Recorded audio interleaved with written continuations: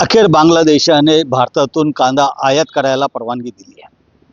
याचा शेतकऱ्यांना किती फायदा होणार आहे आणि व्यापाऱ्यांचं काय म्हणणं आहे हे जाणून घेऊया।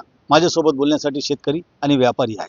काय म्हणाल, आता बांगलादेशाने जे कांदा आयात करण्यास परवानगी दिली, तुम्हाला काय फायदा होऊ शकतो? खरं तर अतिवृष्टी इतकी झाली यावेळेस का 6 महिने पावसाळा चालू होता, त्यामुळे उन्हाळ कांद्याचं प्रचंड प्रमाणात नुकसान झालेलं आहे। आता शेतकऱ्याकडे खरं तर कांदा विक्रीला राहिलेला नाही, थोड्याफार प्रमाणात कांदा आहे आणि ही एक्सपोर्ट जे बंद होतं त्यामुळे बाजारभाव अतिशय कमी प्रमाणात आज 1000-1100 रुपये क्विंटल कांदा विकले जात होता। परंतु चांगलं झालं की सरकारने एक्सपोर्टला परवानगी दिलेली आहे, बांगलादेशने मागणी केलेली आहे, परंतु ती जी काही एक्सपोर्टला मर्यादा घातलेला आहे 15,000 क्विंटल फक्त दररोज, ती अतिशय कमी आहे।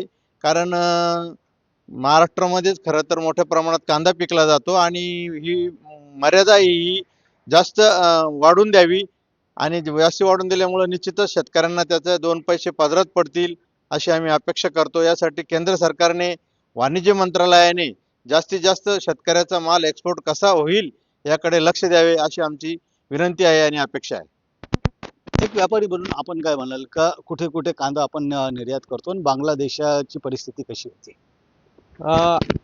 भारताचा कांदा प्रामुख्याने नाशिकचा, महाराष्ट्राचा कांदा श्रीलंका, गल्फ कंट्री, दुबई, त्याच्यानंतर सिंगापूर, मलेशिया इत्यादी भरपूर देशात जातो आणि बांगलादेश सगळ्यात जास्त मागणी करणारा किंवा निर्यात होणारा देश होता। पण काही कारणास्तव तिथं जे सत्ता बदल झाले त्याच्यामुळे बॉर्डर बंद होते आणि आत्ता त्यांनी कुठेतरी परमिशन दिली आहे का ते माल मागवला आहे भारताचा, त्याला परवानगी दिली, पण ती परवानगी दिली आहे पण ते पण फार कमी प्रमाणात दिलेली आहे। त्यांनी 30 टनाचे 50 गाड्या रोजचे जाणार एवढीच परवानगी दिली आहे। ती कमीत कमी 150 ते 200 गाड्या रोजची तरी त्यांनी परवानगी दिली पाहिजे अशी व्यापारी म्हणून आम्ही सगळे त्यांना इथे या माध्यमातून आमची इच्छा व्यक्त करतो।